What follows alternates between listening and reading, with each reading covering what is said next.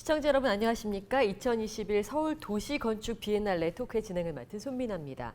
올해 9월 16일부터 10월 31일까지 46일간 이어지는 서울 도시건축 비엔날레는 크로스로드, 어떤 도시에 살 것인가라는 주제로 도시와 인류가 직면한 시대적 질문에 대한 해답을 모색하는 행사입니다.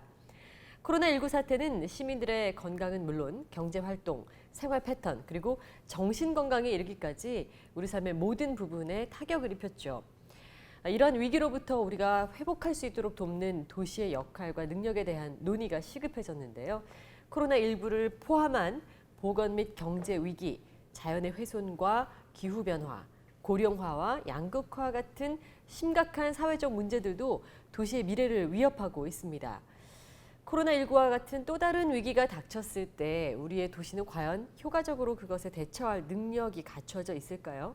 그리고 앞으로 도시는 그 회복력을 갖추기 위해서 어떻게 변화해야 할까요? 이번 토크의 주제는 고밀도 도시, 과연 도시 문제에 대한 해답인가입니다.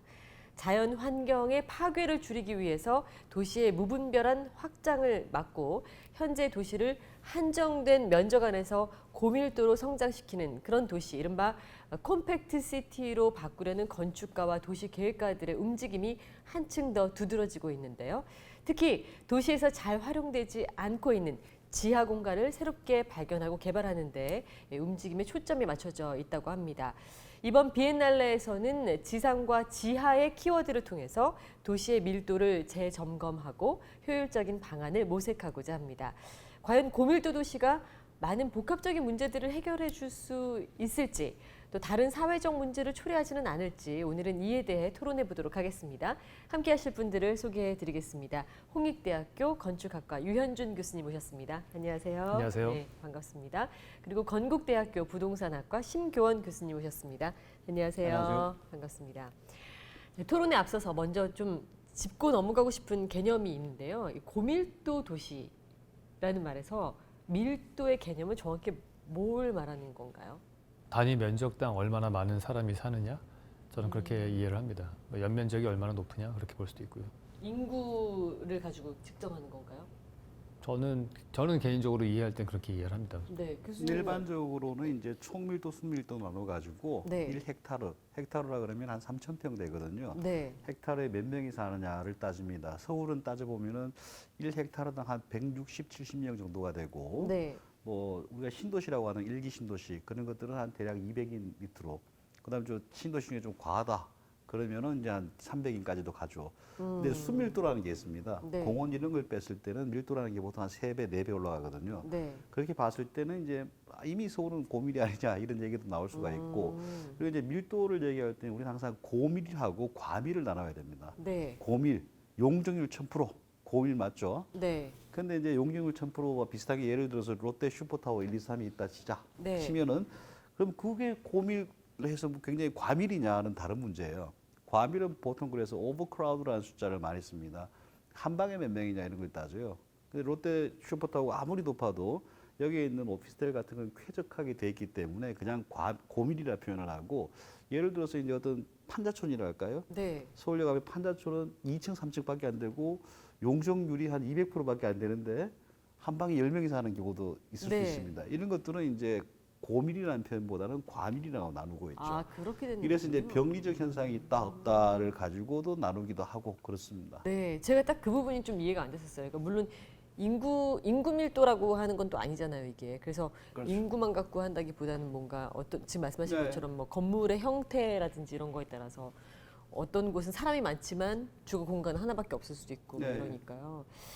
그런데 왜 그 고밀도 도시가 지금 이렇게 많이 언급이 되고 그것이 마치 우리가 갖고 있는 이런 문제들을 해결해 줄 것 같이 그 이해가 되고 있는지 그게 저는 좀 궁금하거든요. 왜냐하면은 일단 역사를 보시면은 기원전 3,500년경에 우르크라는 도시가 한 총 인구가 5,000명 정도 됐어요. 네. 그때부터 지금 한 5,000년 가까이 흐르는 세월을 통해서 지금 뭐 거의 인구가 1,600만 명, 막 1,000만 명 넘는 도시가 전 세계적으로 28개 정도가 있거든요. 28개요? 네, 그러니까 되게 계속 사이즈가 커지고 있는 거죠. 서울이 그 중에 하나인 거네요. 그러면. 그렇죠. 근데 그 이유는 뭐냐 하면은 그러한 도시들이 나올 때 경쟁력이 높아지기 때문에 그래요. 경제적으로도 그렇고 우리가 스케일이라는 책을 보시면은 도시의 규모가 2배가 늘어나면은 특허 출원 숫자가 한 2.15배가 늘어나요. 그러니까 도시가 규모가 커질수록 이렇게 늘어나는 커브가 있으면은 점점 그거보다 더 많이 창의적인 도시가 돼가는 거죠. 경쟁력이 높아지고. 네. 그래서 저는 학생들한테 설명할 때 뭐라고 하냐면은 예를 들어서 한 1, 2층짜리 건물이 있는 그런 유럽의 도시가 있고 네. 맨하탄은 엘리베이터를 통해서 30층짜리 건물을 지었다.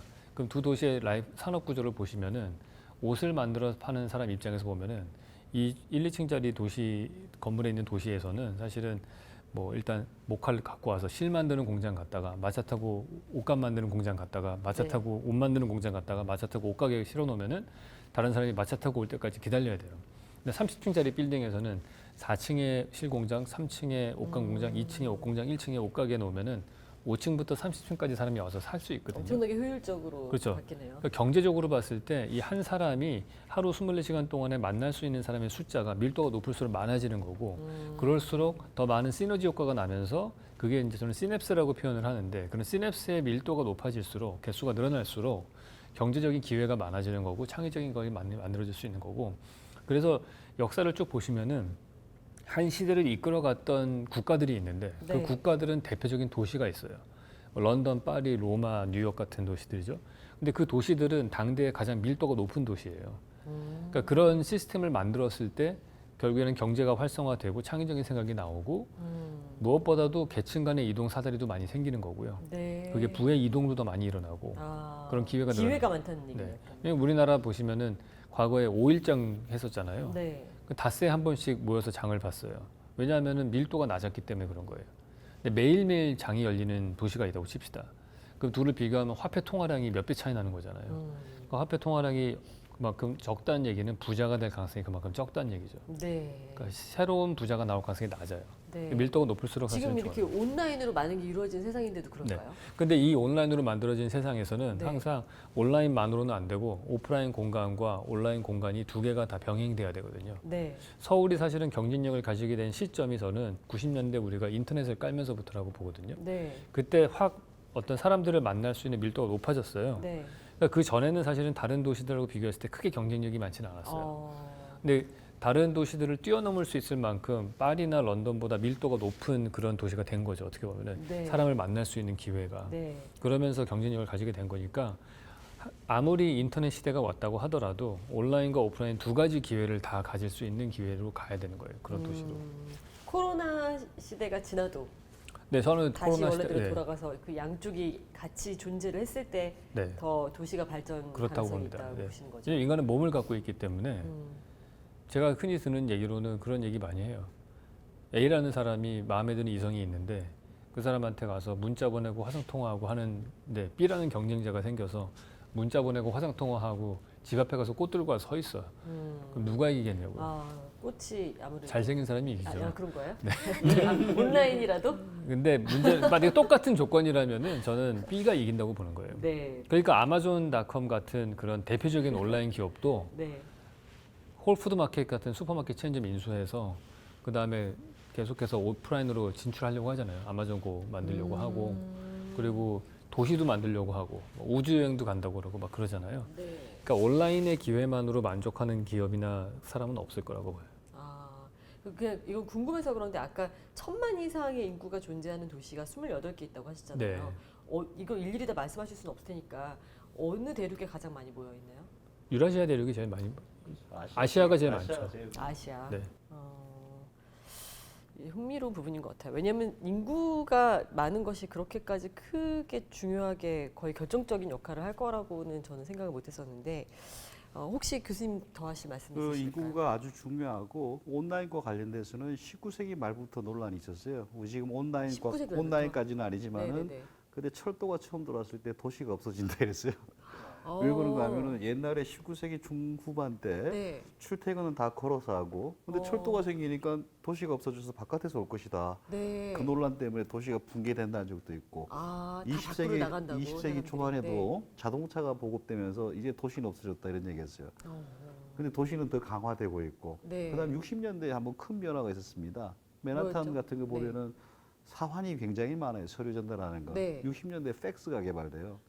팩스 개발되면서 도시는 망가졌다 이런 얘기를 했었어요. 어. 그다음에 이제 한 90년대, 2000년대 되면은 인터넷이 생기면서 이메일, 네. 이제 도시는 망가졌다, 다 빠져나간 됐어요. 최근에 이제 핸드폰이 생기니까 전부 다 밖으로 나간다. 근데 그 과정에서 도시는 점점 더 고민이 되었고 네. 더 많은 인구가 나타나요. 물론 빠져나가는 건 있어요. 네. 콜센터 같은 것들은 나라를 벗어나서 인도까지 가기도 하고 네. 우리 같은 경우에도 뭐 만주 쪽으로 이렇게 가기도 하고 그런 정도로 나가는 것도 있지만은 네. 더 큰 집적이 생겨나요. 네. 말씀하신 게 이제 집적 이익 같은 것들인데 그것들을 위해 그것들 때문에 더 많이 모여든다. 모여드는데 이제 아까 고밀로 다시 돌아가면은 네. 어느 정도 밀도가 고밀이냐의 문제가 항상 어렵습니다. 네. 네. 네. 근데 이제 해외 뭐 저 국제기구 같은 데서는 뭐 한 50인 80인 헥타르당 이 정도 되면은 컴팩트 시티라고 표현을 해요. 네. 근데 네. 우리는 이미 167명, 뭐 170명 정도 밀도를 갖고 있습니다. 서울이. 네. 그럼 서울은 미국 기준에 봤을 때 미국에서는 한 50만 명 넘으면 이제 대도시라 메트로폴리스라는 표현을 써요. 50만. 어, 네. 네. 네. 우리로 따지면 이제 충주 메트로폴리스 네. 표현이 좀 웃겨지게 되는데 그 친구들이 봤을 때는 이제 컴팩트라는 거는 거의 분당 한 절반 밀도 정도까지만 가도 컴팩트라고 봐요. 컴팩트예요. 네. 근데 우리는 지금 상태에서 이제 컴팩트를 논의한다. 그러면 이제 서울 전체를 올리는 거냐 아니면은 정말 거의 중요한 역세권 같은 것들 역 나오자마자 2층짜리 뭐 고물상이 있고 아니면 철물점이 있고 이런 것들은 분명히 컴팩트로 가야겠죠. 그런데 이제 서울 전역을 다 컴팩트로 가자는 건 굉장히 부담이 클 겁니다. 네. 네. 네. 그래서 이제 컴팩트라는 논의 자체도 세계적으로는 이런데 우리는 그 기준에 보면 이미 컴팩트다. 네. 그런데 파리나 아니면은 저 홍콩이나 이런 거에 비하면 맨하탄에 비하면 안 컴팩트다. 그럼 우리의 위치는 어딜까?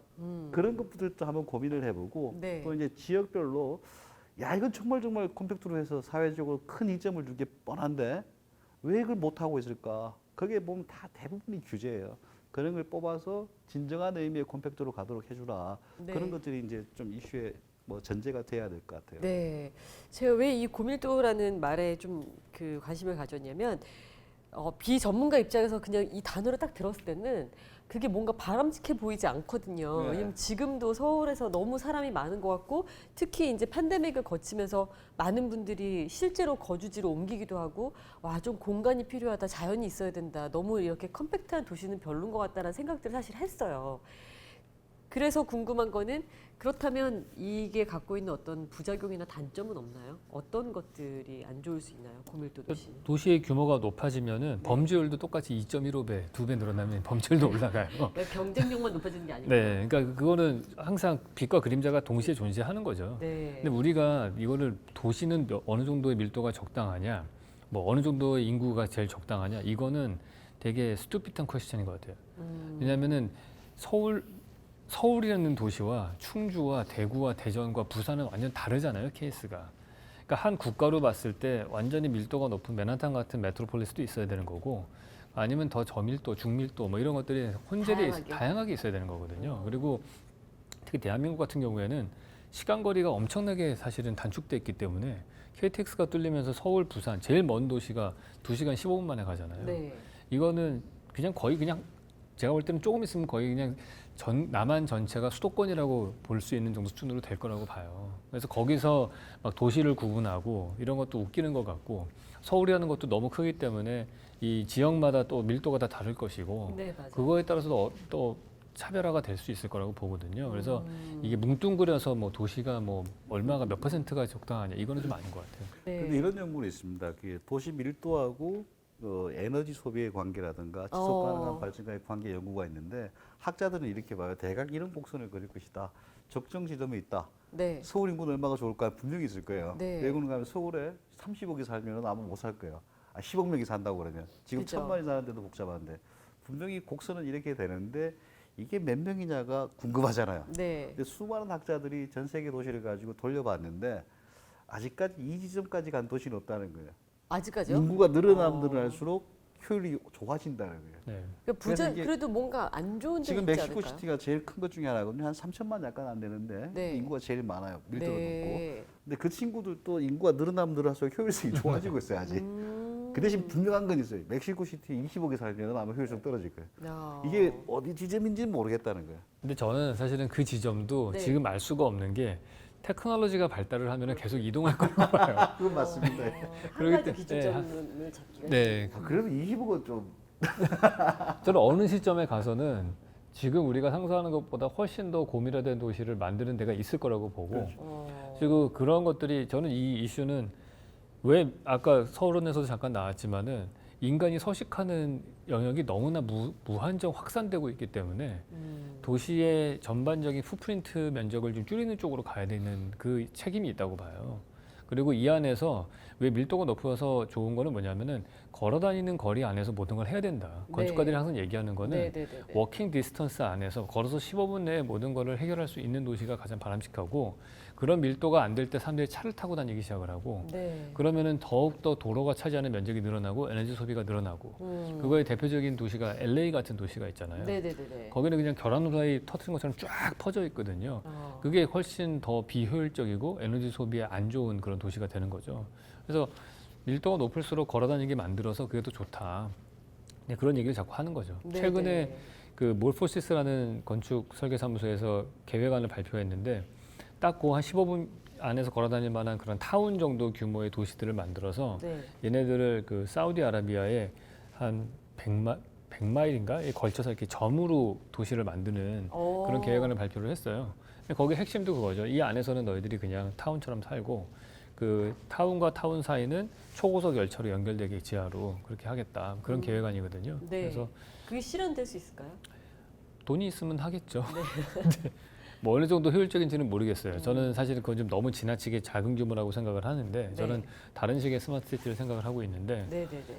뭐 그렇게 생각하는 사람도 있고 이것도 역시 이런저런 실험을 다 해봐야 되겠죠. 네. 근데 고밀도 도시가 돼서 효율성도 높아지고 경쟁력도 좋아지고 뭐 다 좋은데 그래도 인간이 기본적으로 좀 숨통이 네. 트인다라고 할 수 있는 그 공간 확보가 중요하지 않을까. 근데 그거 당연히 어떻게 해야 되죠? 그래서 제가 지난 시간에 말씀드린 대로 아파트를 만들어도 네. 마당 같은 발코니가 있는 아파트를 만들어야 되는 거고 그러니까 어떤, 밀도가 높은 게 중요한 게 아니고요. 네.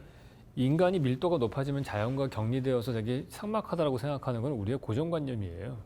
사실은 거기서 패턴을 잘 만들면은 훨씬 더 자연과 접촉력을 높게 할 수 있죠. 예를 들어서 경의선 숲길 같은 그런 선형의 공원이 만들어졌으면은 네. 그 옆에 20층, 30층짜리 주거 공간이 있으면은 그 사람들은 앞에 나오자마자 공원이 있는 그런 공간이 되는 거잖아요. 만약에 거기에 세대마다 마당 같은 발코니가 있으면 이 사람은 자기 집 안에서도 자연을 만날 수가 있게 되잖아요. 그래서 저는 건축이든 도시든 사실 건축가들의 역할은 이 패턴을 만드는 거라고 보거든요. 그래서 각 도시마다 다 다른 특징을 가지는 이유는 그 패턴이 달라서 그런 거예요. 피겨 그라운드라고 건축에서는 얘기를 하는데 블락이 이제 건물이 까맣게 칠해지고 비어 있는 공간이 하얗게 되면은 각 도시마다 그 피겨 그라운드라고 하는 패턴이 다 달라요. 그거에 의해서 그 도시 사람들의 라이프 스타일이 결정이 나는 거거든요. 그래서 지금 현재 서울은 어떤가요? 서울은 너무 맞아. 좀 그렇다고 봐야 되고요. 계획된 패턴이라고 보긴 좀 어렵죠. 네. 예, 그래서 그게 패턴을 우리가 한 번 더 업그레이드를 해야 된다고 제가 말씀을 드리는 거예요. 그게 3차원적으로. 네. 그러니까 아파트라면은 발코니가 있어야 되고 네. 뭐 이런 식으로 뭔가 인간과 자연이 더 접촉력이 많고 저는 가장 좋은 도시는 적당한 거리를 둘 수 있는 사람. 그러니까 따로 또 가치가 쉬워야 된다고 보거든요. 너무 막 북적대도 안 되고 너무 떨어져도 안 되고 그거를 빠른 시간 안에 스위치를 할 수 있는 그런 구조를 만들어야죠. 네. 교수님은 어떻게 생각하세요? 근데 뭐 수직적 도시, 컴팩트라는 건 수직 도시를 보통 의미하는 게 많습니다. 최근에 뭐 녹색 빌딩이라든가 이런 데서 아주 기발하게 뭐 별 희한하게 다 듣는 것도 많아요. 싱가포르 빌딩 봐도 그런 게 네. 많고 저는 그런 것들이 이제 좀 장려돼야 되는 게 아니냐. 그리고 건물 옥상이라든가 경사면 부위라든가 벽면이라든가 아마 수직으로 상당 부분이 갈 것 같다는 게 하나가 있고 또 하나는 한 70년대 일본에서 뭐 계획된 것들 몇 개 보면은 스카이 빌딩 계획 이런 것들이 있습니다. 높이가 네. 300층 뭐 이런 것이 그건 뭐 그냥 자기들이 한번 해본 것 같은데 거기 보시면은 이제 최근에 저 싱가포르에도 비슷한 게 들어갔고요. 한 30층, 40층마다 공원을 집어넣고 한 50층마다는 이제 구청을 집어넣고 우리 상상하고 다르게 됩니다. 그리고 15층마다는 초등학교를 넣고 대강 뭐 그런 식으로 이렇게 평면적으로 펼치는 게 펼치는 게 아니라 아니고 수직으로 들어가는 것이죠. 수직으로. 그게 더 효율적일 수도 있다. 네. 맨하탄 같은 경우에도 오피스 건물에다가 초등학교를 넣은 게 있습니다. 고등학교가 아마 고등학교. 그게 넣으니까 운동장이 없어서 난리 날 거 아니야. 네. 근데 공원에 가서 하루 종일 놀고 옵니다. 아. 그런 식으로 했는데 학업 성취도를 보니까 훨씬 낫더라. 아, 그래요. 이제 수직으로 가는 도시에서 할 수 있는 것들이 굉장히 많아요. 실험적으로. 실험적으로 할 수 있는데 우리 이제 그게 과연 어떻게 될지는 모르겠지만은 네. 이제 아이디어상 들어온 것들은 굉장히 많고 네. 우리나라 법규에서 어떻게 받아줄 거냐. 제가 보기에 수직으로 컴팩트로 가다 보면은 아마 교육부에서의 반대라든가 복지부의 반대 어마어마하게 봉착할 겁니다. 네. 근데 그런 것들을 어떻게 뚫을 것인가. 그래서 공공이 할 때는 한번 실험은 한 번씩 해보자. 그래서 이제 이것들이 좋으면은 서울시 전역으로 전국으로 확대를 하고 아니면은 뭐 좀 이렇게 해서 다른 쪽으로 컨버전해도 되는 거고 이런 네네. 그런 것들이 필요한 거죠. 네. 그 대신 고미를 하면서 피해자들이 계속 나타날 거예요. 네. 고밀의 피해자는 누구냐? 단연 고령층일 겁니다. 예를 들어서 25층에 살고 있는데 요즘같이 전기가 안 좋아서 정전이 되었다. 아, 네. 저 같으면 저도 아예 안 내려옵니다. 25층이면은 그런 분들 어떻게 할 거냐? 그런 분들에 대한 뭐 배려라든가 그다음에 이제 좀 복합 공간이 되면서 더 많이 섞이게 되는데 배제의 공간이 계속 늘어날 거예요. 우리 코엑스 뭐 지하 상가 뭐 서울에 거기 가 보시면은 없는 사람들이 몇 명 있습니다. 노숙자 안 보이죠. 노인들 거의 없죠. 장애자 거의 없습니다. 사회가 굉장히 교묘하게 그 사람들을 배제합니다. 왜 그렇게 된 거죠, 거기는? 거기 오면 물 흐려지잖아요. 일단 그리고 이제 그분들이 오면 적응을 못하게 하는 거예요. 그 중에 하나가 그분들이 와서 관심 있거나 이용할 수 있을 것들을 아예 설치를 안 그런 해버리는 것들도 건가요? 있고 공간에서 여러 가지 장벽을 인위적으로 설치하는 거예요. 재밌는 거 하나 알려드릴게요. 삼성역에서 네. 코엑스몰 한 반 정도 가실 때까지 한글이 하나라도 있는 줄 아세요? 한글? 그게 없어. 없어요? 한글 하나도 어우, 없습니다. 저 지금 소름 끼쳤어요. 그리고 진짜요? 그러니까 물론 반 지나면 식당이 있어가지고 어. 뭐 초밥집에서 한글 있고 그 전까지는 다 영어로 되어 있습니다. 그왜 그렇게 간판을 하는 한번- 거죠? 그것도 하나의 배제 수단이죠. 알파벳 모르면 아마 가서 뭐 어떤 사람이 뭐 어디 가게 앞에서 보자 못 찾습니다. 알파벳 치고 지금 다시 한번 한국인데 왜 그렇게 돼 있지라는 그래서 생각. 더 멋있잖아요. 어떻게 보면은. 근데 한국은 하여튼 이상하게 공간적으로 배제를 진짜 하는 이상하네. 것들이 계속 가는 거고 네네네. 고밀이 되면 될수록 갈등의 그것들의 소지가 더 높아지기 때문에 그런 배제를 없애는 포용적 공간을 어떻게 만들어갈 것인가. 네. 밀도가 높아지면 그런 스트레스를 더 많이 받거든요. 그게 네. 아마 큰 과제가 될 겁니다. 고밀도 도시가 우리의 어떤 뭐 미래에도 이게 대안이 될 수 있지만 그런 부작용들이 예, 있을 예. 수 있다. 우리의 정서나 문화 때문일 수도 있는데 진정한 소셜 믹스가 잘 되는가 그걸 잘 모르겠거든요. 그 부분 어떻게 생각하세요? 소셜 믹스는 전 세계적으로 잘 된 나라가 별로 없을 겁니다. 아, 그런가요? 거의 그렇습니다. 서구의 나라들에서는 조금 더 오픈 마인드로 사람들을 대하지 않을까라는 생각을 저는 그냥 상상을 해봤는데 그렇지 않나요? 그 최근에 맨하탄에서 한 20년 전부터 실험한 게 우리하고 똑같이 뭐 예를 들어서 50평짜리 아파트를 그 아파트가 한 동짜리가 많습니다. 네. 50짜리 지었는데 50평짜리를 거기에 이제 철문을 옆에 쪽문을 달아요. 쪽문을 달아서 10평짜리를 한 10개를 집어넣어요. 그러면은 층수를 올려주고 용적률을 많이 줍니다. 네. 그 가지고 어마어마하게 싸웠어요. 집 50평짜리 주인들은 탁 벨보이가 있는 문으로 들어가고 근데 10평짜리는 옆에 이제 철문으로 골목에서 들어가는 그런 식으로 했거든요. 그래서 또 무진장 논쟁이 벌어졌지만은 미국은 자본주의 사회답게 네. 거기에 대해서 또 어떤 해석이 있는가 하면 그 친구가 10평짜리를 마련했다더라. 이렇게 평가를 하는 경우도 있습니다. 근데 우리 같은 경우에도 마찬가지. 그 나라에도 굉장히 문제가 커져 그렇게 쪽방을 만들다니 야 로비를 같이 써야 되는 거 아니야부터 어마어마하게 논쟁이 됐을 텐데 최근에는 좀 뭐 다른 식으로 또 개정을 하고 있다 그러더라고요. 우리 같은 경우에도 이제 소셜 믹스의 큰 원칙은 네. 아마 거부하기가 힘들 거예요. 근데 그 방법에 대해서 우리가 한 2000년대부터 스터디를 많이 했거든요. 많이 했는데 이제 고작 한 게 그 한동의 임대 분양 섞기 뭐 이런 것들이 있습니다. 근데 아직 그 축적이 잘 안 되는 것 같아요. 예를 들어서 40평 아파트에 15평을 붙이면 어떤 일이 벌어질까? 아마 재앙일 거예요. 근데 40평 아파트에 35평? 이건 좀 괜찮을 것 같아요. 근데 40평 아파트에 40평 전세? 이것도 좀 괜찮을 것 같아요. 근데 격차가 크면 클수록 이제 낙인 효과라든가 더 크게 되는 것들이죠. 그래서 소셜 믹스라는 게 뭐 사회적으로 봤을 때 세상을 어느 정도 안정화시키는 효과가 있지만은 그것들을 어떻게 할 것인가 좀 고민을 해봐야 됩니다. 특히 우리가 고민하는 것은 강남에 부자들만 사는데 저소득층을 넣자 이 고민을 많이 하고 있거든요. 사실 선진국에서는 이 고민보다 임대주택 만 세대를 지으면 어떤 효과가 나타날까?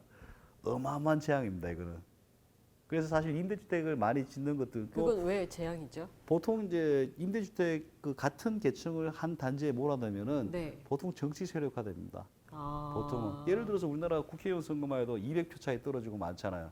그 이 사람이 선거할 때 그 수도권에 있습니다. 6천 가구가 사는 거의 동일한 사람들 6천 가구. 국회 후보자를 불러요. 탁 불러가지고 너 임대료 어떻게 할 거니 이러면은 자기가 경영 평가를 해보니까 한 5% 낮출 수가 있다 그럽니다.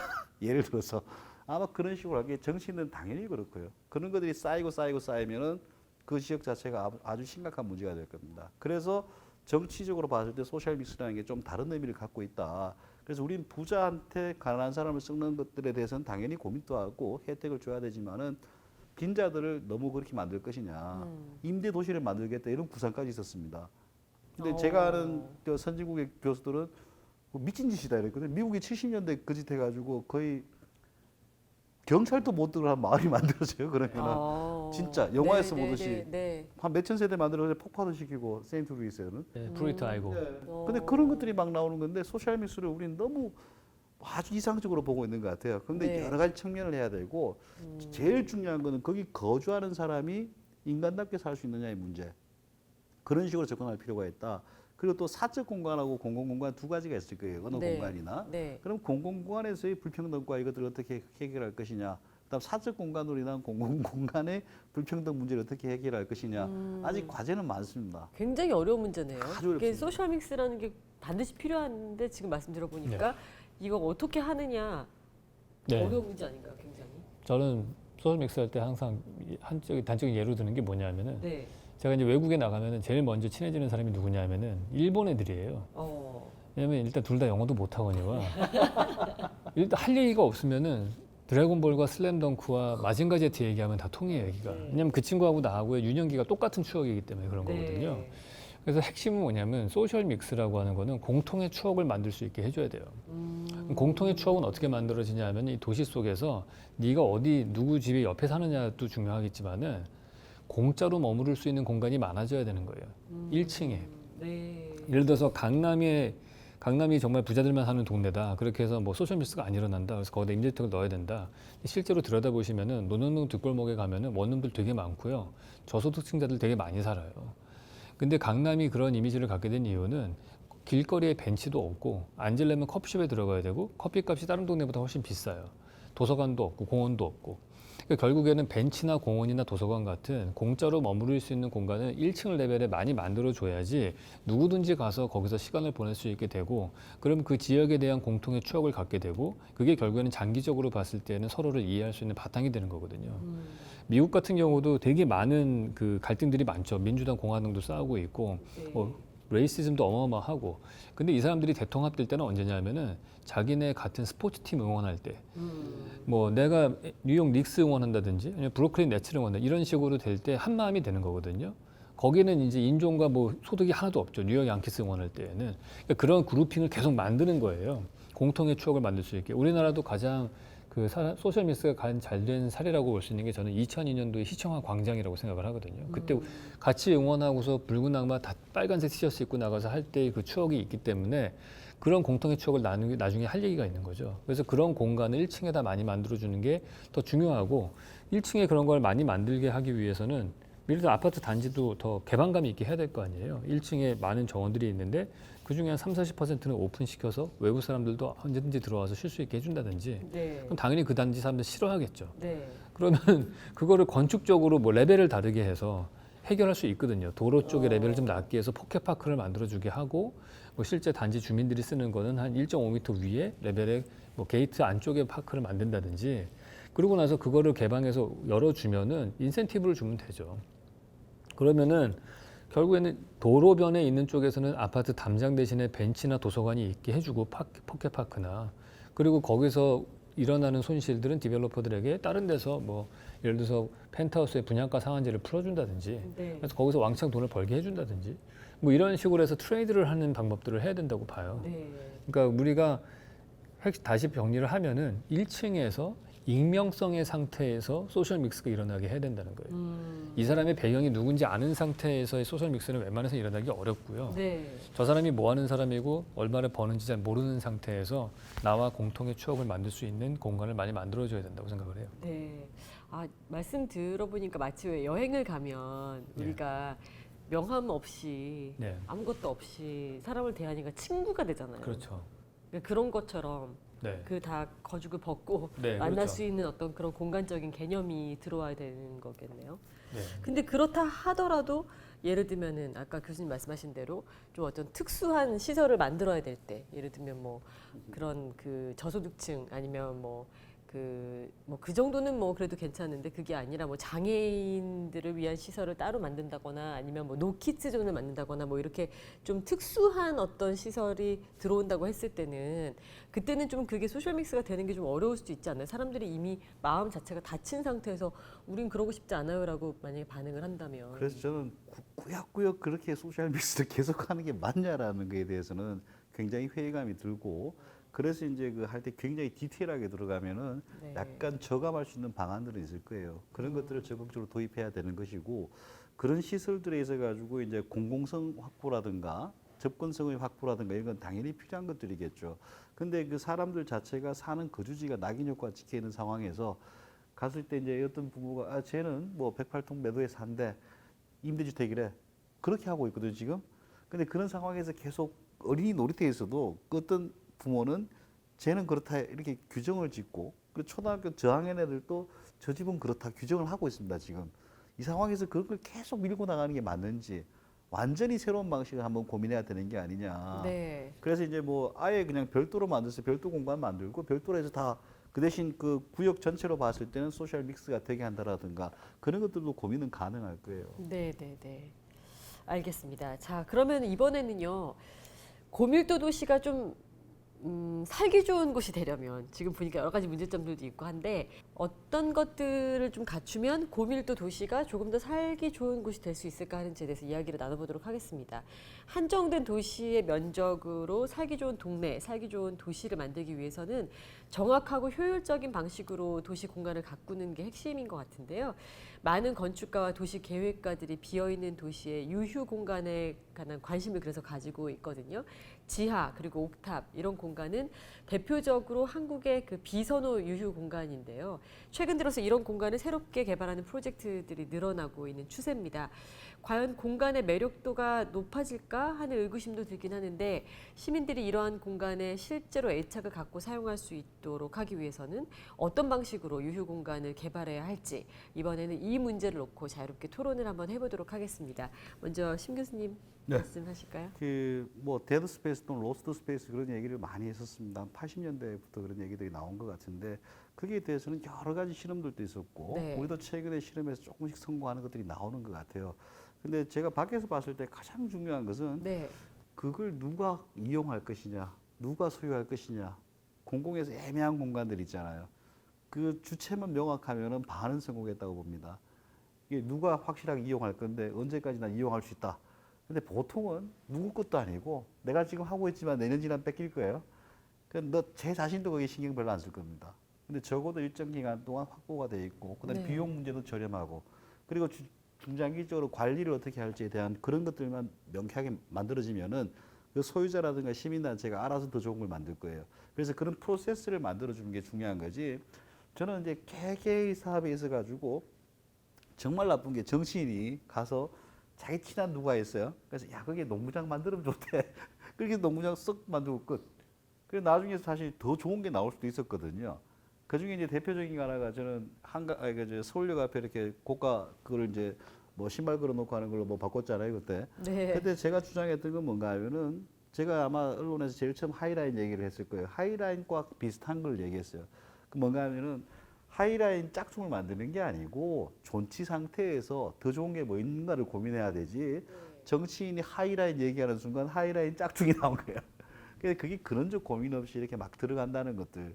그리고 다양한 아이디어를 모을 수도 있었거든요. 네. 저는 사실 존치하면서 뭐 밑에다가 어마어마하게 우리가 IT 강국이니까 IT를 테마로 한 어마어마한 시설들을 뭐 출로 연결을 할 수도 있고 위에도 뭐 잔디 같은 걸 할 수도 있고 아이디어가 있었음에도 불구하고 몇몇 정치인이 야 이거 내 임기 내에 해야 되고 이렇게 그래서 그런 기회들을 다 날려버리는 거예요. 네. 그래서 이제 저는 그런 프로세스만 잘 확립하고 네. 시민들이 참여하고 온갖 전문가들이 아이디어를 집어넣고 새로운 것들이 나오고 그렇게 해서 이제 발전하는 게 아니냐 뭐 그렇게 보고 있습니다. 네.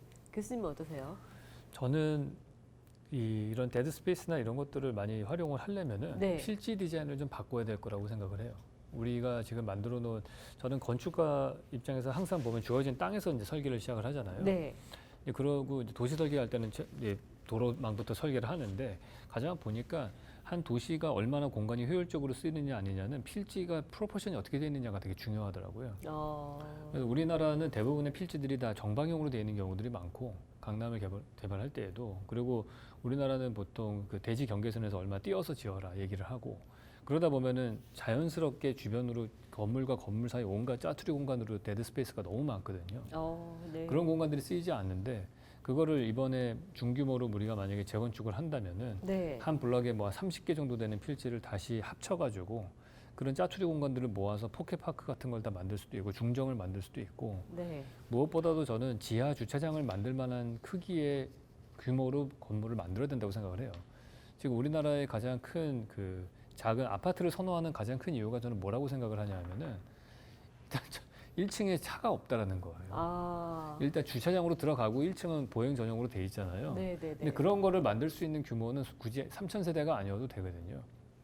뭐 예를 들어서 한 30개 필지 뭐 3,000평 정도 된다고 치면은 그 정도만 돼도 지하로 램프로 내려가서 거기서 자주식으로 주차가 가능하다고 하면은 1층에 필로티 주차장도 없이 만들 수 있고 1층에 다 가게들이 들어가게 할 수 있고 임대료도 더 많이 받을 수 있고 그러면은 굳이 사람들이 지하에다가 깊이 파가지고 임대 찾을 때도 뭐 거의 구할 데도 없고 요즘에 한 5m 이상 파야지 겨우 스튜디오나 하나 임대할까 말까거든요. 네. 근데 그런 거를 이상한 일을 하지 않고 그냥 지하에는 차만 들어가게 하고 사람은 안 들어가게 하고 1층 이상에만 사람이 살게 하는 그런 공간을 만드는 게 더 낫지 않을까 생각을 해요. 네네네. 근데 제가 그 듣기로 서울에만 해도 그 유휴 공간이 155만 제곱미터 이렇게 있대요. 근데 왜 그런가? 항상 우리가 공간이 부족한 것 같고 사람이 너무 많은 것 같고 이런데 이런 공간은 왜 활용이 안 되는 건가요? 저도 그게 어디 있는 거예요? 어디 있는 건가요? 뭐 고가도로 밑에도 있고 그것도 유휴 공간으로 보나요? 예, 그게 이제 필지는 있으니까. 아. 그다음에 이제 우리가 길 가다 보면 공개공지라는 거 있잖아요. 네네. 네. 그런 것들도 어마어마하게 많습니다. 아, 그런 근데 거. 그 공개공지라는 게 주체가 애매해요.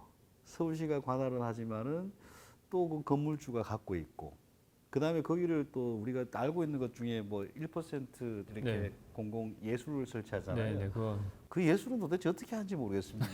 그 돌을 이렇게 돌을 이렇게 많이 갖다 놓는데 제가 아는 분 한 분은 돌을 테란에 꽤 많이 하신 분인데 하다 안 되니까 할 게 없어서 이제 무제라까지 했어요. 무제. 그 돌 제목이 무제예요. 조각 네. 제목이. 그 정도로 되는데 그 위치가 다 이상하고 도대체 이걸 왜 했는지도 모르겠고 몇몇은 뛰어난 작품들이 있습니다. 근데 상당수는 시민들하고 전혀 관계없이 양적으로만 채운 거예요. 그리고 우리가 또 이제 그 뭐 아파트 뭐 이렇게 한다 그러면 괜히 뭐 땅을 또 때려내라 그래요. 그 요즘 서울시에서도 그걸 잘 안 받으려고 하는데 관리도 안 되고 그리고 또 나중에 관리 안 되면 그게 또 우범지역화 되기도 하고 이런 것들이 무궁무진하게 많다는 거죠. 근데 그런 것들을 어떻게 해야 되느냐? 일단 누가 관리를 할 거냐, 누가 소유할 거냐, 어떻게 운영할 거냐 이런 측면에서 방침을 가지고 가면 되는데 일단 서울시 입장에서는 일단 바다로 넣는 게 좋아요. 일단 자기 재산이 는 것 같아요. 근데 관리하려니까 무진장 돈이 들어가요. 뭐 청소한 사람이 한 이틀에 한 번씩은 가야 될 거 아니에요. 근데 어마어마한 물량이고 네. 그래서 요즘은 아예 안 받겠다. 그냥 공개공지라서 시민들에게 내놓고 관리는 네가 해라. 뭐 이런 경우도 나타나고 있습니다. 이런 것들을 만들 때 처음부터 그런 원칙에 대해서 좀 합의를 하고 네. 시민단체 또는 그 지역 거주민들이 좀 관리를 했으면은 그렇진 않을 거예요. 지금 그렇죠. 얘기를 들어보니까 네. 좀 약간 그 땅의 사이즈와 모양에 또 문제가 있는 것 같아요. 활용하기에 좀 네. 애매한. 너무 작은 것들이 조각조각 나 있기 때문에 그것들을 한데 모아놨으면 오히려 쓸모가 있을 텐데 제가 본 바로는 그래도 어느 정도 이 지역 사회에 기여할 수 있을 만한 스페이스로 워킹 되려면은 한 네. 1,000평 정도 되는 게 적당하더라고요. 500평이나 1,000평. 그러니까 애들 놀이터만은 해야 될 거 아니에요. 그렇죠. 근데 뭐 그 정도의 땅은 아니고 다 조각조각 난 땅들이고 저는 진짜 그 예술품 그것도 정말 불만이 많습니다. 차라리 그 전체 공사비 1%를 내야 되거든요. 네. 그 1%를 예술 기금으로 냈으면 좋겠어요. 아. 왜냐면 그거를 그 자체에서 쓰니까 이 또 마피아 같은 게 하나 생겨가지고 그 조각품이 예를 들어서 100억짜리 건물을 지으면 1억짜리를 조각을 해야 되잖아요. 그러면 더 그들끼리 하는 또 먹는 또 리그가 있어요. 그래서 막 2천만 원짜리 주고서 1억이라고 사금 계산서만 끊어주고 뒤에서 리베이트 해주고 뭐 이런 것들을 또 잘해주는 사람들이 있거든요. 네. 그렇기 때문에 몇몇 안 되는 사람들이 또 그 시장을 다 장악을 하고 있는 형태가 있다고 전 들었어요. 그러니까 그게 결국에는 진짜 좋은 작품이 선정되지도 않거니와 그러네요. 그럴 거면은 차라리 돈을 내서 제대로 된 서울의 아트 페어를 하나 만들던지 그러니까. 그래서 젊은 작가들도 올 수 있는 걸 페스티벌 하나 만들던지 하는 게 낫지 그건 진짜 길거리에 쓰레기만 만드는 거거든요. 그러고 나서 그게 사람이 쉴 수 있는 차라리 벤치를 놓는 게 낫지 거기다가 그러니까요. 거기다 왜 그런 흉물스러운 것들 뭐 아는 것도 있지만은 그런 것들로 그 공간을 다 버리는지 전 이해를 못 하겠어요. 네. 이게 뭐 약간 그런 비용적인 손실에 대한 문제도 있고요. 그리고 그 비용을 가지고 그 기회비용으로 뭔가 더 좋은 일을 지금 말씀하신 것처럼 할 수도 있을 뿐더러 정말 저도 지나가다가 납득이 안 되는 것들이 너무 많은 거예요. 제가 왜 여기 있을까? 그리고 진짜 저게 없었으면 훨씬 차라리 보기 좋았을 텐데 그렇지 않아도 좀 뭔가 불균형이라는 느낌이 드는 게 곳곳에 보이거든요. 사실 도시들에서. 참 아쉬운 부분입니다. 그런데 이제 고밀도 도시가 지금 우리의 어쩌면 뭐 미래라고도 볼 수 있을 텐데 이게 저는 궁금한 게 세상이 굉장히 빨리 변하고 있고 인구도 막 뭐 하여튼 문제 여러 가지 문제들 뭐 환경 문제 막 이런 거 다 놓고 종합적으로 봤을 때 이게 과연 지속 가능한가라는 생각을 좀 하거든요. 두 분은 어떻게 생각하시는지 그리고 이게 정말 잘 유지가 되려면 어떤 게 중요하다고 생각하시는지를 한번 이야기를 나눠봤으면 좋겠는데요. 이제 고밀도 도시라는 거는 네. 우리가 필연적으로 가야 할 길이 아니냐. 네. 지금까지 이제 도시가 집중할 거냐 분산할 것인가 네. 거기에 대한 논쟁이 굉장히 많았습니다. 특히 네. 뭐 학계에서는 한 60년대부터 어마어마하게 싸웠는데 네. 결과적으로 이제 분산된 집중으로 결론이 나는 것 같아요. 분산은 되는데 군데군데 어마어마하게 밀도가 높게 들어간다. 뭐 그런 거죠. 네. 그래서 서울 전체로 보면은 서울권이라고 보면은 이제 경기도를 포함해서 어떤 집중된 거점이 나타나고 그 사이에는 좀 그린필드 같은 게 나타나고 서울은 또 굉장히 집중하는 그런 형태가 될 걸로 보통은 의견이 모아지는 것 같아요. 그리고 이제 환경적 측면에서 봤을 때도 네. 집중을 고밀을 당할 수 있는 건 없습니다. 저밀로 나가면은 환경 부담이 어마어마하고 아 그런가요? 우리나라에서 정말 잘못하고 있는 거는 서울 시내 가까운 데서 출퇴근하면은 차도 안 몰아도 되고 도로도 필요 없고 지하철도 수십 조 안 날려도 되거든요. 네. 근데 여기 또 땅인데 굳이 못 짓기 위해서 저까지 가서 1시간 반. 제가 아는 지인은 오산에서 출퇴근합니다. 그러다가 가끔씩 오다가 회사 집에 뭘 놔두고 왔더니 네, 그만에 포기하고 집에 어떡해요. 가버려요. 그냥 포기하고 집에 갑니다. 가지고 올 엄두를 못 내더라고요. 근데 그렇게 시민들을 그쪽으로 내몰고 있고 사회적으로 어마어마한 비용을 부담하고 있는 거예요. 그래서 이제 그런 것들을 막기 위해서라도 고밀 개발, 그다음에 분산된 집중 이런 추세는 국가에서 좀 더 주도적으로 해야 되는 게 아니냐 그런 생각이 들고 있습니다.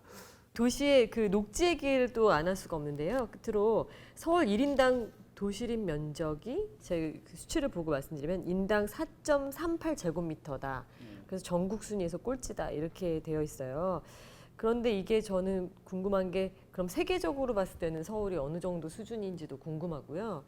이거는 어떻게 녹지 부족 문제는 고밀도 도시에서 어떻게 해결하는 게 좋은지에 대한 의견을 두 분 끝으로 한번 듣고 싶거든요. 예, 지금 서울 녹지는 전체 면적으로 보면은 세계적으로 보면 평균 약간 미만이에요. 네. 그런데 이제 도시림, 도시공원 면적 그래서 이제 시민들이 5분, 10분, 20분 만에 갈 수 있는 것들 그걸로 따지면 한 절반 이하로 떨어지고 특히 우리가 할 때는 이제 북한산 국립공원, 관악산, 남산 다 포함시키면은 꽤 괜찮은 편이에요. 아, 근데 그 북한산을- 산들을 포함하면 그럼 북한산을 일주일에 몇 번 가느냐의 문제가 생기거든요. 그러니까요. 관악산을 그렇게 쉽게 올라갈 수는 없기 그렇죠. 때문에. 그래서 이제 그 학자들 사이에서도 굉장히 논란이 많은 거는 그런 면적을 빼고 계산하자. 그래서 이제 이렇게 숫자가 나오는 것들이고 네. 이 선진국에 비해서 우리가 좀 잘못된 것들은 예를 들어서 이제 도심에 있다. 그리고 과밀이다. 네. 과밀이고 소형평일수록 네. 밖으로 나가고자 하는 욕구가 커요.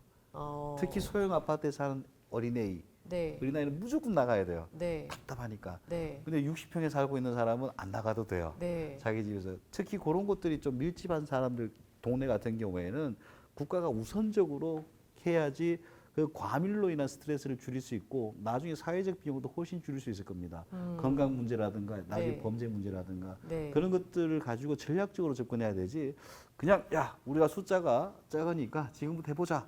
한강변에 일단 고수부지를 뭐 10만 평을 더 만들자. 이런 식의 접근은 이제 숫자는 맞출 거예요.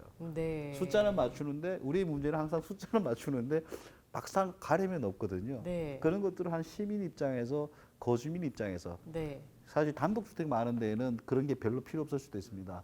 단독주택 옆에 녹지공원은 굉장히 나쁜 거예요. 고밀 주거지의 공원은 엄청나게 많이 이용합니다. 네. 그래서 일본에서 뉴타운 만들 때 단독주택에는 공원을 0%로 하는 경우도 있어요. 아. 자기 집 정원에서 그냥 고기 구워 먹으면 돼요. 근데 18평에 살고 있으면 나가야 돼요, 무조건. 나가서 뭐 햄버거를 먹든 그런 공간들을 동네에 맞게 잘 공급하는 게 고밀도시의 큰 과제가 아닐까 그렇게 봅니다. 네. 저도 100% 동감을 하고요. 공원이라고 하는 건 아까 말씀드린 대로 면적보다는 접근성 그게 훨씬 더 중요하다고 보고요. 네. 지금 당장 우리가 그 공원을 만들 수 있는 땅이 없다면은 건축법을 바꿔서라도 마당 같은 발코니를 만들 수 있게 해라. 네. 그렇게 해서 햇볕을 맞을 수 있고 네. 비도 맞을 수 있게 해주면 더욱 좋을 것 같다는 생각을 네. 해요. 근데 공원이라고 하는 거는 접근성과 또 면적 뭐 이런 것들을 다 고려해야겠지만은 또 하나 꼭 중요한 거가 저는 땅의 기울기라고 생각을 해요. 왜냐하면 우리나라 녹지의 가장 큰 문제점은 녹지가 있기는 한데 네. 그게 다 경사지거든요. 아. 기울어진 땅이기 때문에 가면은 올라가거나 내려가거나 둘 중에 하나밖에 없어요. 되게 단조로워. 계속 움직여야 돼요. 가면은. 네. 네.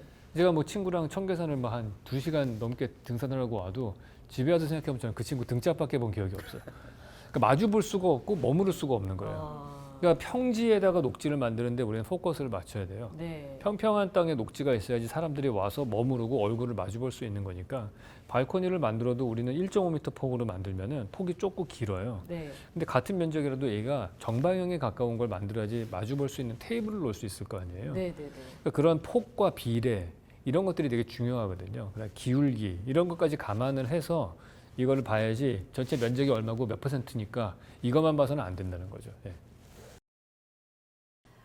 네, 오늘 정말 뜻깊은 토론 인상적이었습니다. 네, 오늘 정말 감사합니다, 두 분. 네, 감사합니다. 지금까지 고밀도 도시의 잠재력과 문제점 그리고 그 해결책에 대해 이야기해봤습니다. 살기 좋은 도시를 만들기 위해서는 전문가와 시민 모두가 비판적인 시각을 잃지 않고 끊임없이 질문하면서 다양한 관점으로 논의를 해나가야 할 것 같습니다. 오늘 나눈 이야기들을 통해서 이번 비엔날레에서 다루는 지상과 지하의 주제에 대해서도 보다 심도 있게 여러분 함께 고민해 보실 수 있기를 바랍니다. 좋은 말씀 나눠주신 유현준 교수님, 심교원 교수님 다시 한번 감사드리고요. 네, 저는 또 다음 시간에 뵙겠습니다. 고맙습니다. 감사합니다.